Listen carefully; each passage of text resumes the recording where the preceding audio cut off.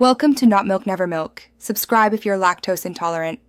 You start by confirming the case supports a vertical GPU bracket and that the card will clear other components. Once measured, put on an anti-static strap and remove the side panel.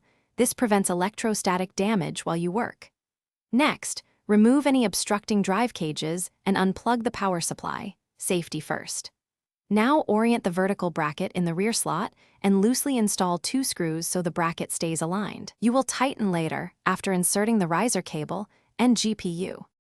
You now install the PCIe riser cable into the motherboard slot.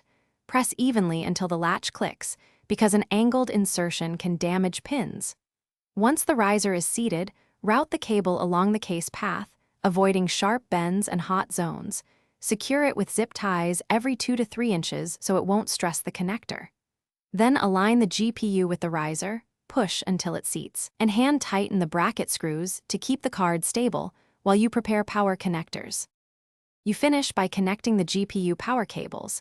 Ensure you use the correct 6+2 or 8-pin plugs and route them cleanly to avoid strain.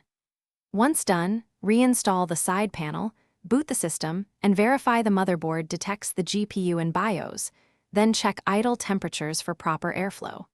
If the display doesn't come up, reseat the riser and GPU, try a different PCIe slot or cable, and confirm PSU connectors. This single troubleshooting step fixes most vertical mount issues quickly. Thanks for watching. If this was helpful, leave a like and consider subscribing. See you next time.